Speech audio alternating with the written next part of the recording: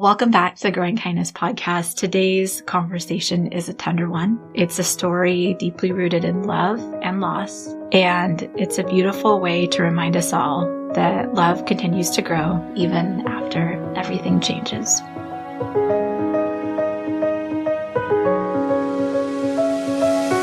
Hey friend, welcome to the Growing Kindness podcast. I'm your host, Deanna Kitchen, founder of the Growing Kindness movement. This is a place where we grow together, learning to root our lives in kindness, connection, and community. If you've ever wished the world felt a little softer, a little more neighborly, or if you're craving stories that remind you that goodness still grows, you're in the right place. Together with our guests, we'll share stories of generosity and community, proof that even the smallest acts of kindness, from growing and giving cut flowers to everyday acts of care, can change lives and connect us in powerful ways. I'm so glad you're here. Let's get started.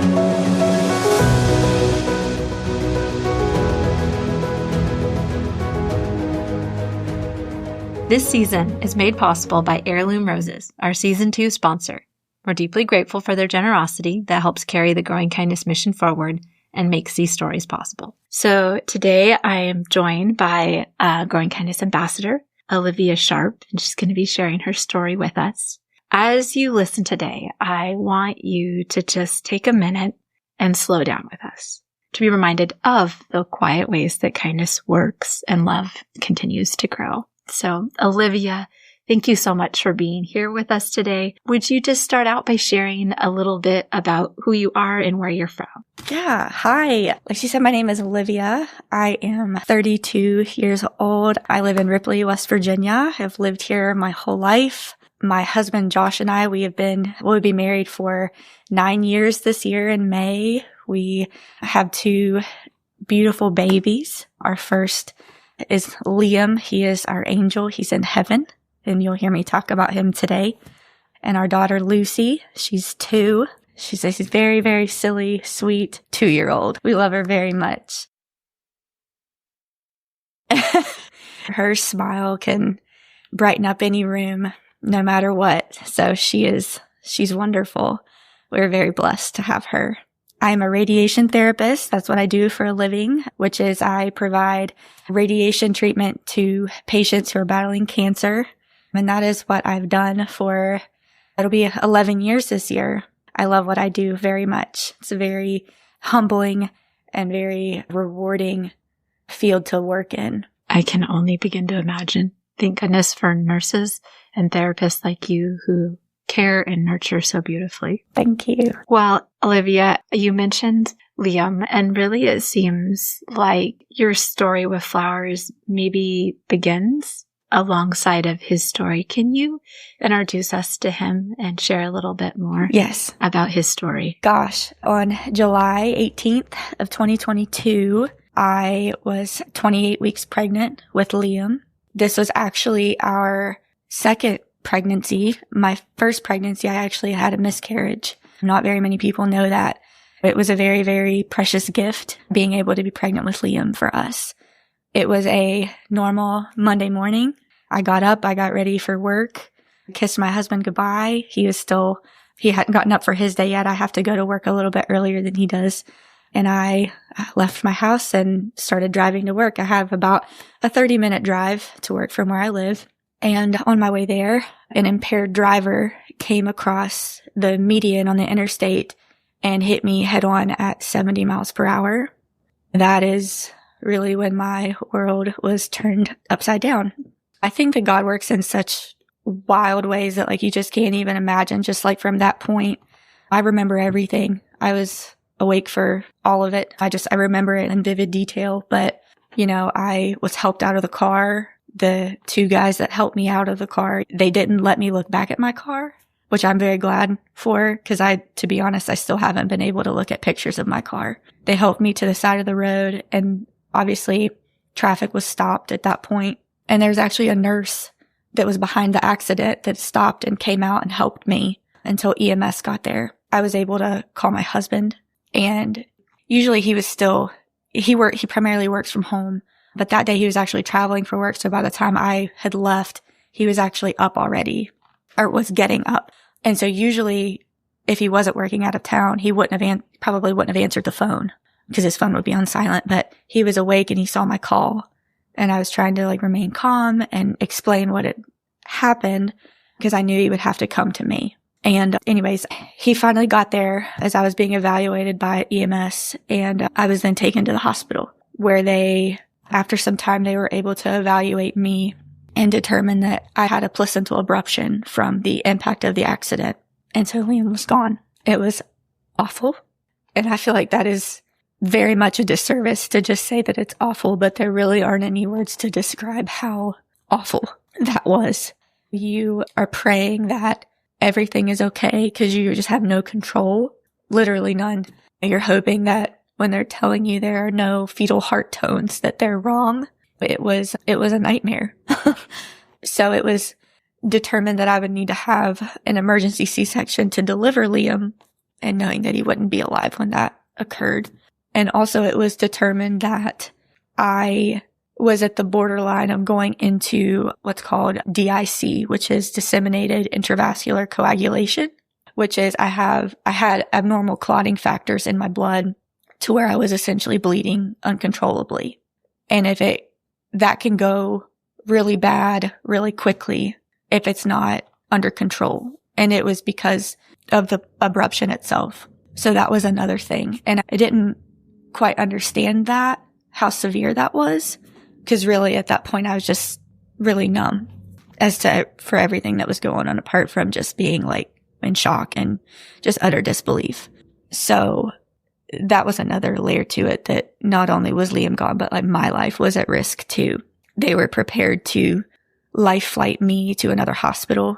They had units of blood on standby for me, and that I had to be monitored heavily after my C-section.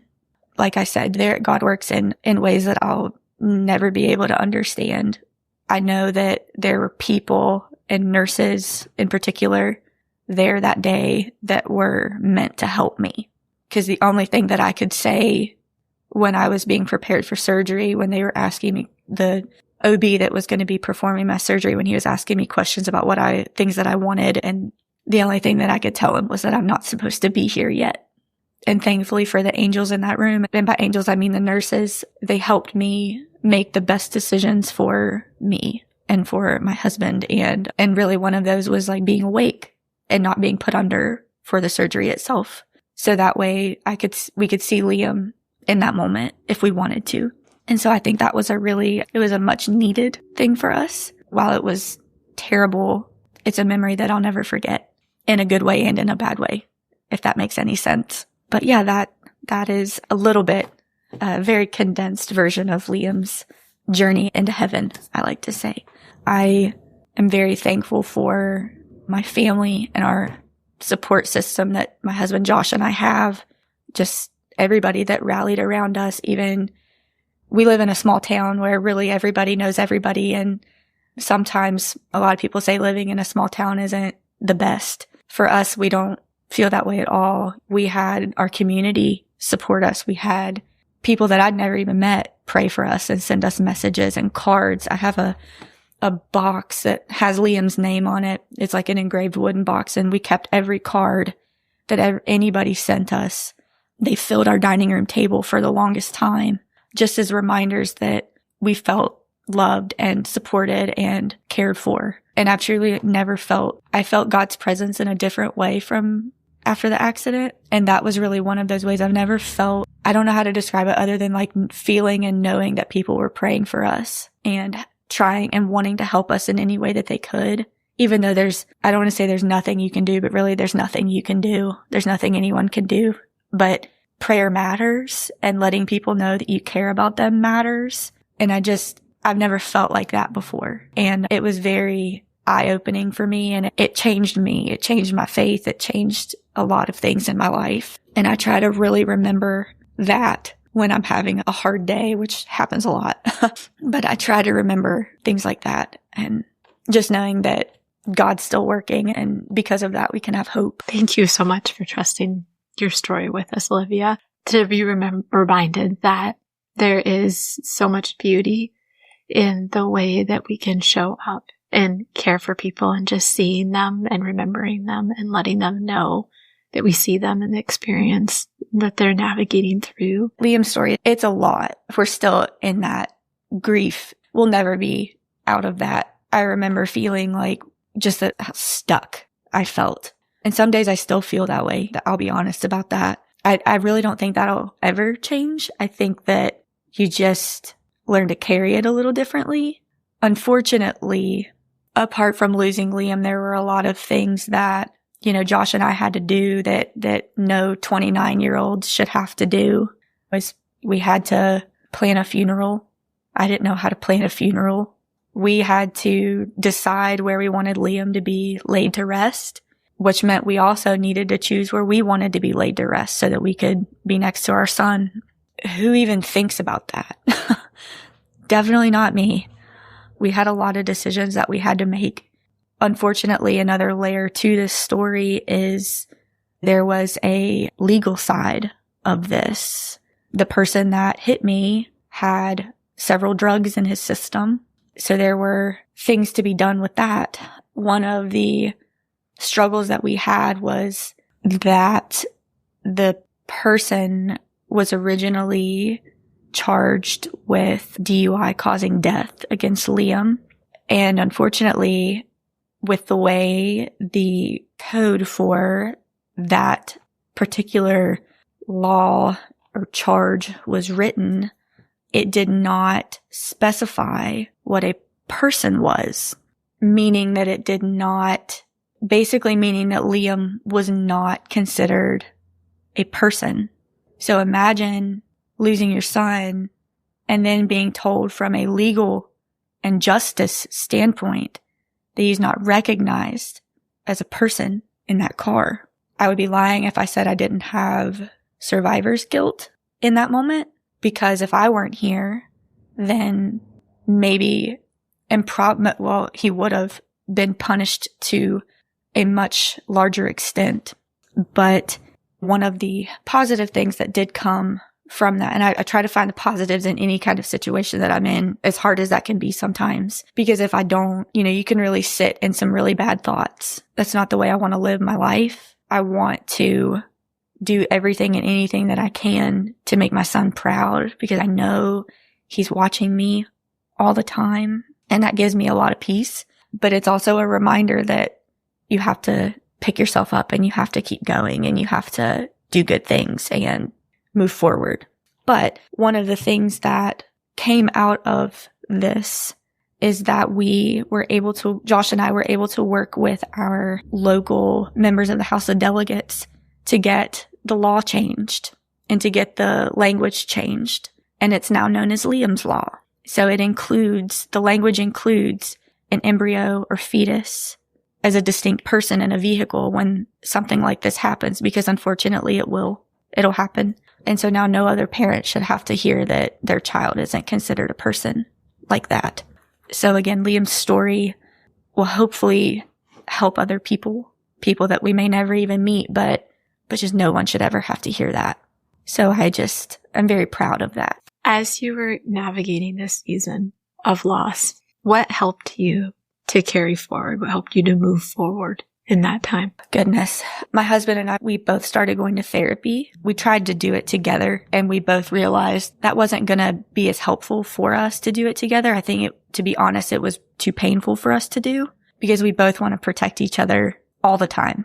I think that it really would have done us a disservice to do it together. So that way we could truly open up about how we were feeling without trying to protect the other person. And I really thought that we'd be in therapy for a while and we would close that chapter and we'd be able to move forward without that. And to be honest, we're both still in therapy today, and it is a great tool for us. We both journal a lot. It's a way to just because my mind doesn't stop ever. Whether it's rational thoughts or irrational thoughts, it's just good for me to get everything out. And really, those two things, and just Josh and I being able to communicate with each other on how we're feeling, and we're in the same boat, but we're traveling at different speeds sometimes. We learned a lot about each other throughout that time, and still today, because we were unfortunately put in a situation that we never ever would have thought we would have been in. But I think more than anything, I am beyond thankful for the man that I married and chose to spend my life with, because not only is he a wonderful partner, but he's a fantastic dad to Liam and to Lucy, and he honors them both every day. And that's just, I could go on and on, to be honest with you. But really, one of the awesome things that I started doing was planting flowers and being in the garden. After the accident, a woman that lives in Ripley, her name is Shaylee Casto, she reached out to my mom and invited my mom and I to come out to her flower farm. It's called Given Flower Company. I didn't even know it existed at the time. I'd met Shaylee before. Josh and I, where she works in a local furniture store, we actually brought some furniture for our house there from her. But other than that, I'd never talked to her before. She helped me pick out pillows for my couch. Other than that, I knew she had great taste. But she offered for my mom and I to come out to her flower farm. So we did. It was the first time since the accident that I was able to shut my mind off. I was actually looking back through my journal, my first one, and I was going back and trying to find where I wrote about being there. So I thought I'd read what I wrote. It was on August 18th of 2022, which is actually my mom's birthday. But I said, yesterday, my mom and I were invited to pick flowers at Given Flower Company. That was the first time I've been able to do something and be able to take my mind off of everything. I feel like I had fun, which anybody who's experienced any kind of grief, like that alone, I just think that is huge. I remember how awful I felt at that time. So being able to actually write that down, that feeling, to me, that just speaks volumes. I said, flowers have always made me happy. I think that's part of the reason I wanted to do something with the flowers from Liam's service. One of the things that I did after Liam's service, I loved when we were planning his funeral, we were talking about flowers and what flowers we wanted to have there. And I just said, I love flowers. I think that they're beautiful. I've always loved flowers. And I said what flowers I liked and colors and like yellows and blues and whites and just pretty. And they were beautiful. They were really beautiful. And the local florist, they just did a phenomenal job. And I just remember thinking like, I just don't want these to ever go away. They're so beautiful. They deserve to just go on forever. But one of the things that we did after that, that same local florist, they actually dried a lot of the flowers for me. And we were able to put them in a shadow box with Liam's picture in it. It was just such a beautiful thing. And we made them for all of my immediate family. So everybody has a piece of that day. As awful, as hard as it was that day, but just, to me, it just means so much. And just what a beautiful, beautiful thing to look back on from that. But back to Shaylee's flower farm. So my mom and I went out there and we had such a good time. And we stayed out there till dark. We actually ended up going back a few times after that. And one time when we were there, we ended up planting a whole row of sunflowers for Shaylee. She gave us the stuff to plant and she says, just do as much as you want and take your time and enjoy yourselves. And my mom and I were like, don't give us a task and expect us not to just take off with it. We got to work and we planted that whole row and I left with blisters on my hands and I was so excited about it. Shaylee was like, oh my gosh, why didn't you tell me you're getting blisters? I would have given you gloves. This is awful. And I'm like, I have never been more happy to have blisters on my hands in my life. This is fantastic. I can't wait to do it again. So Shaylee and I still joke about that to this day. She goes, my gosh, I felt so bad. But it was great. My mom and I got to see that sunflower patch bloom and grow. And it was very special for me. Shaylee had always told me, she goes, come back anytime you want. You don't even have to ask. And usually when people say stuff like that, at least for me, I don't take it seriously because I just never would want to impose on anyone. And so I continued to ask if it was okay if I come out and just help or just walk around the garden. It's such a slice of heaven out there. It's just quiet and beautiful and just all of the flowers blooming in the summer and fall. And I love it so much.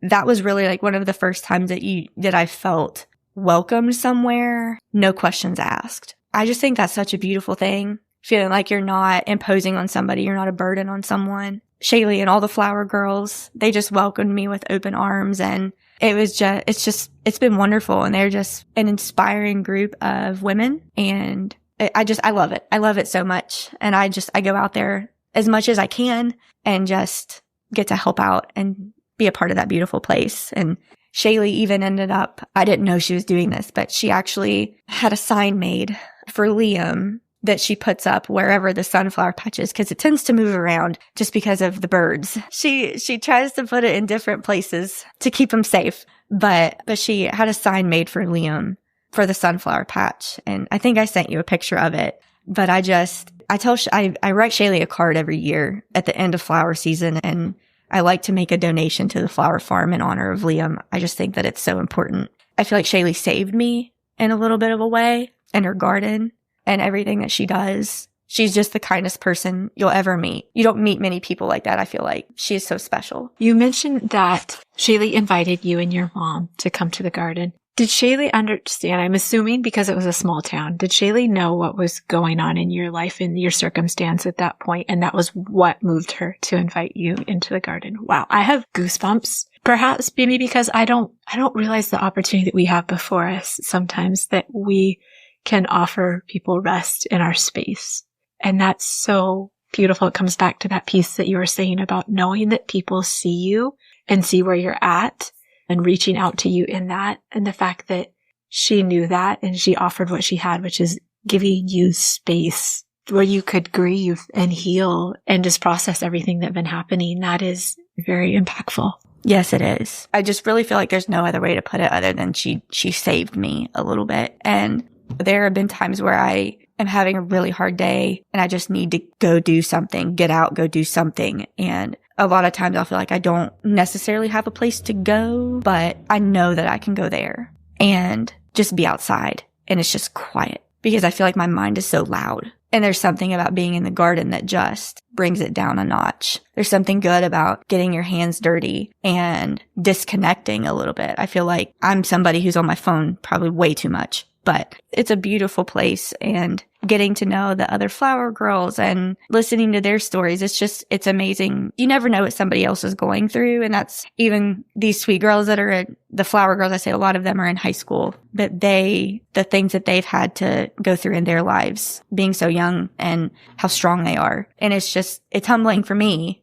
You never know what somebody else is going through, and feeling safe enough to share your story with others and be kind and really listen to somebody else. I think that can help somebody more than you realize. But yeah, I love it there so much. Everything that she does, I love it. Wow. What a meaningful gift to be invited into space to heal and to grow quite literally in that season as you were navigating through those first months after such a devastating loss. Have flowers continued to be a part of your journey aside from the work that you're getting to do with Shaylee on her flower farm and giving flowers there? Yes. I've always had flowers at my house, in my yard and things like that. But Shaylee loves to give her flowers away and give her dahlia tubers away and the seed starts that she does. And so I started my own garden in my backyard, and it's very small compared to Shaylee's. I don't know how she runs such a huge operation, truly.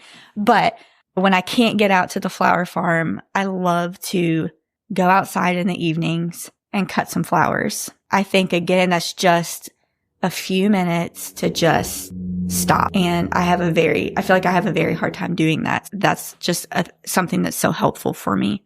But I think the biggest blessing from Shaylee's place too, and some from my garden as well, but where I work at the cancer center, we periodically have a growing kindness night, and we'll go and pick as many flowers as we can, as quickly as we can, and we will put arrangements together for me to take to work to give to my patients. I knew it would be great. I knew the patients would love them. I love flowers. They're just beautiful. I love putting them in my car, and my whole back seat and trunk are full. And it's just beautiful to look in my rearview mirror the next morning going to work. This looks great.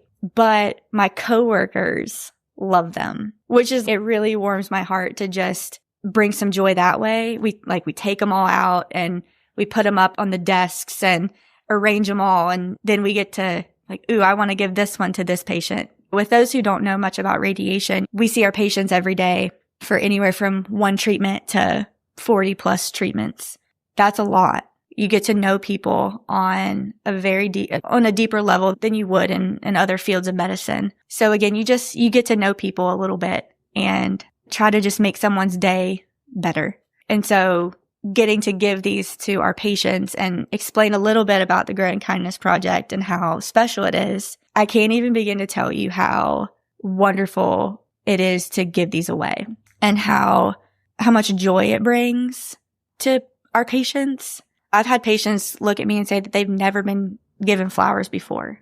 Something that just seems it seems so small, and who hasn't been given flowers before? And believe it or not, yeah, there are people out there that have never been given flowers before. Or you picked out this certain arrangement for this patient and it's got a lot of purple in it. And oh my goodness, purple is my favorite color. And we didn't know that. But how cool is that? And just something so small to just maybe turn somebody's day around.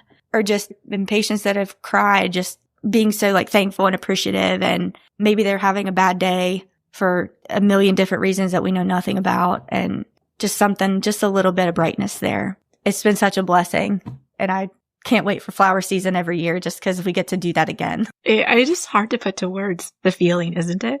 We know it's almost like we can put words to how we feel when we receive flowers, but when we're giving them away, it's beyond words, but it is such a joyful experience. And one of the really beautiful things that I've got to witness through getting to hear people's stories of giving flowers and through the stories here, even on the podcast, is just over and over this theme of the way that it helped people navigate through some of the darkest times, to heal in ways they didn't know were possible for them, to connect in ways that opening doors that had never been opened for them just by the simple act of giving. But it's almost beyond a definition, how joyful and impact filled the opportunity is. Absolutely. And where I work fairly close to home, fortunately, it kind of goes both ways, but I see people that I know, and there are times where you see somebody, a family member that's with that particular patient, and it just so happened that there was a time where that family member was having a really hard time while her dad was being taken care of. And it's you see somebody having such a hard day, and I brought flowers that day, and this is the time, and you just know somebody needs something. And just giving those away and trying to help somebody through a difficult time.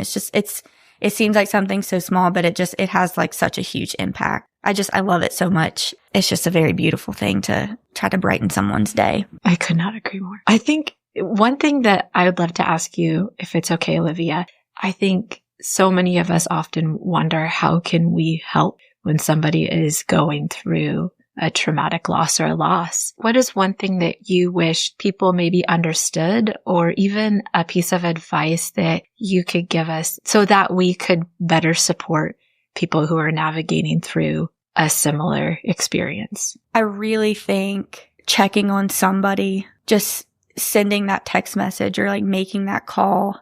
I think just letting somebody know that you're thinking of them. Because a lot of times in situations like this, there's really nothing you can do. You can't fix it. You can't. That's just kind of it. But I just think being there and being available is just the best thing that you can do. For example, my best friend, her name is Jenna. She's my person. I hope everybody has a Jenna. What is that? Is it in Anne of Green Gables, kindred spirit? She's your kindred spirit. Yes. She is. She's incredible. One of the difficult parts of Liam's story is that Jenna and I were actually pregnant at the same time.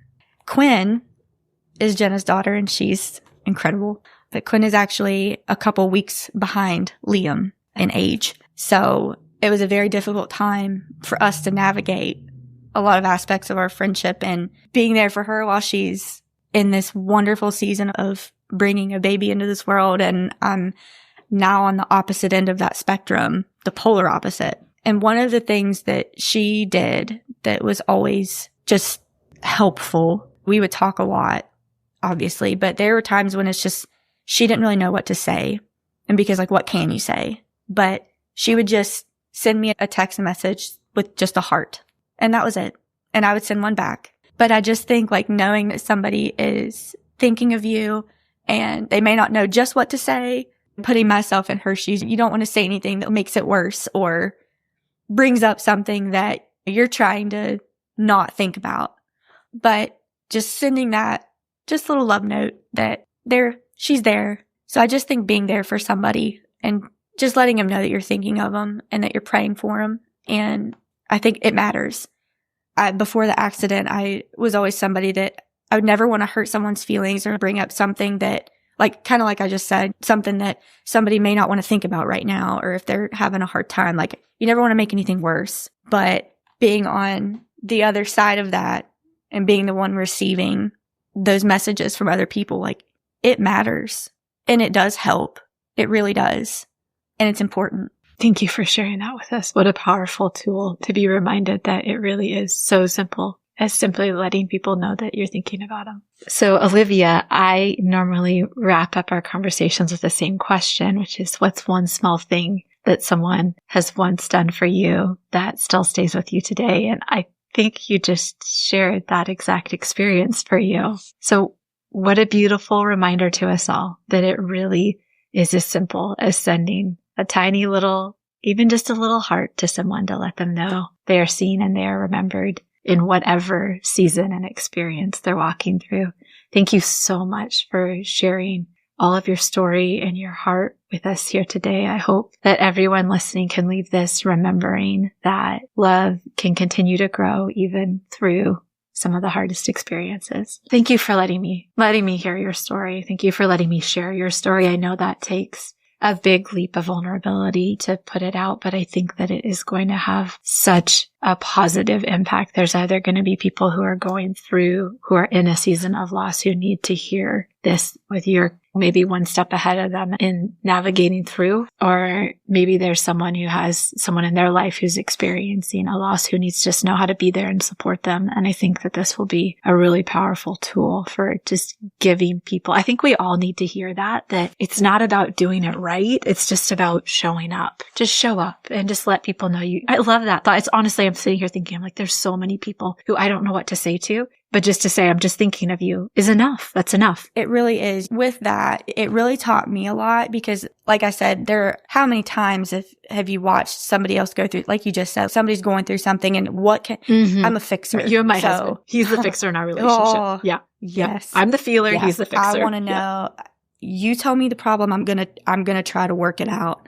No matter how big or how small, I want to take somebody's pain away. And that was one of the things with Josh and I. We both wanted to fix it. We both wanted to take each other's pain away, and like, you can't. But figuring out that it's okay to not be able to do that. It's okay to not be able to fix it. And it's something that Jenna taught me and she even told me, she goes, Olivia, there are times where I don't know what to say. And I just want you to know that I love you and that I am here. And if you need me to tell you a funny joke, say the word. If you need me to listen, say it, tell me, and I will. But I think a lot of time too, when you're going through something like that, you don't want to make anyone else sad. I know how heavy our story is, and especially during that time, and no, I don't want anybody to even come close to feeling what we felt. Thank you so much for listening to the Growing Kindness podcast. If today's episode encouraged you, there are a few simple ways to keep growing kindness with us. First, you can join the team. When you become a Growing Kindness gardener, you link arms with like-minded, like-hearted people from all around the world who believe that small acts of kindness really do make a big difference. To learn more or join the team, visit growingkindnessproject.org/gardener. Thanks to the generosity of our donors, membership is free. Another way to get involved is to become a donor. The Growing Kindness movement and this, our podcast, are made possible by the generosity of our donors, kind-hearted people who believe, just like you, kindness matters. If you'd like to support the movement, visit growingkindnessproject.org/donate to make a gift and keep kindness blooming. And finally, if this episode touched your heart, would you share it with a friend? It's one of the simplest ways to spread kindness today. I'm so grateful you're here. Until next time, keep growing kindness, one bloom at a time.